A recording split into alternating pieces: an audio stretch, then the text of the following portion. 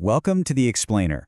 Today, we're going to unpack two really pivotal moments that didn't just define higher education in India, but left a legacy that, we're still debating right now.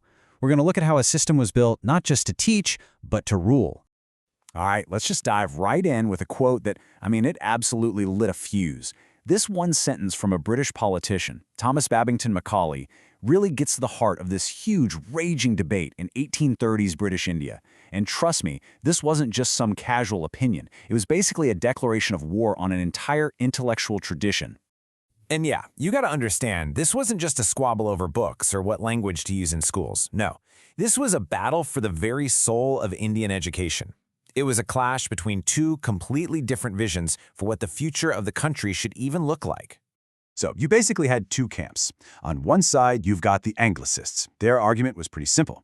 For India to move forward, it had to plug into Western science and literature, and the only way to do that was through English.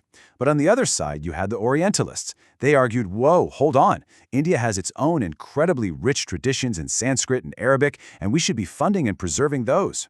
Now, the committee in charge of this was completely deadlocked, literally 5 votes to 5. And into this stalemate steps our guy, Thomas Babington Macaulay. As a big shot on the Supreme Council of India, he writes this policy memo that would become legendary, his Minute on Indian Education.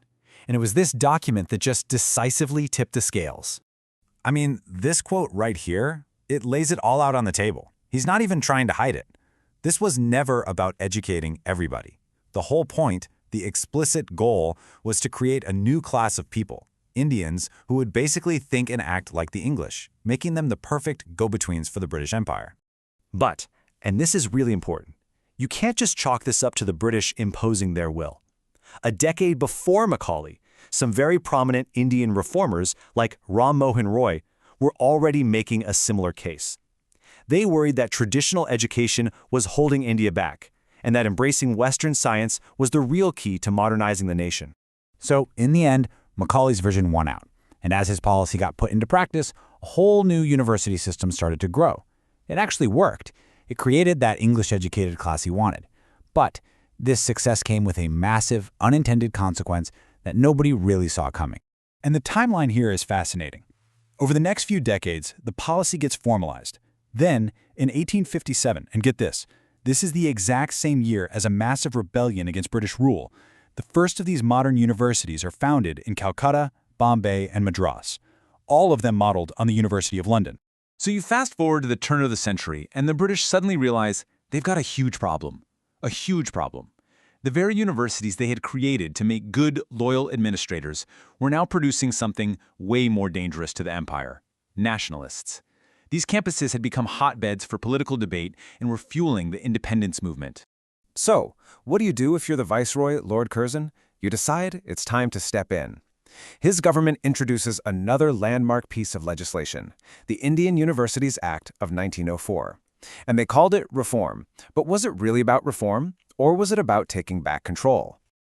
Well, let's look at how they did it. It was pretty systematic. First, they went after the university senates, their governing bodies, made them smaller, and packed them with government appointees. Then, they brought in stricter rules, giving the government control over which colleges could even affiliate with a university. And here's the kicker. They gave themselves the power to veto any rule a university tried to pass. Total control. Now, it wasn't all just about tightening the screws. The act did do something pretty new. It introduced an annual grant of 5 lakh rupees. And this was a huge deal because it set a powerful precedent for the state to directly and regularly fund higher education. That relationship between government money and universities, a lot of it starts right here. But the Indian nationalists? Oh, they saw right through this. They weren't buying it for a second. Leaders like Gopal Krishna Gokhale fiercely opposed the act, calling it a retrograde measure. For them, this wasn't about making education better.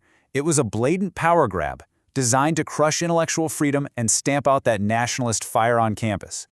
Okay, so what we're seeing here is that the structures built by Macaulay and then by Curzon didn't just vanish when the British Empire ended. Not at all. They cast this incredibly long shadow that stretches all the way to today.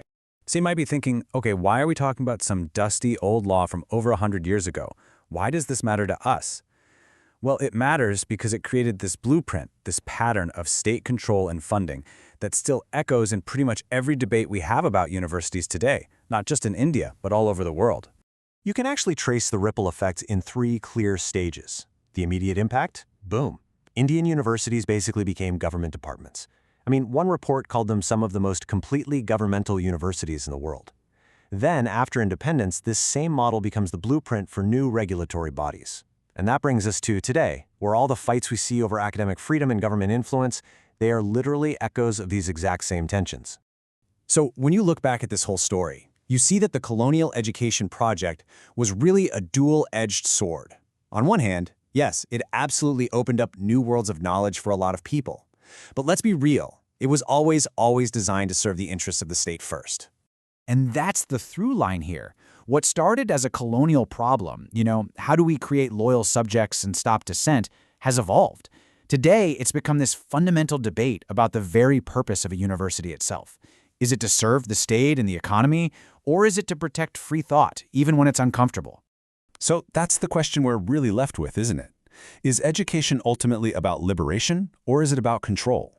The long shadow of these colonial laws shows us that this fundamental question, the one they were wrestling with almost 2 centuries ago, well, it's a debate we're still having, and it is a long, long way from being over.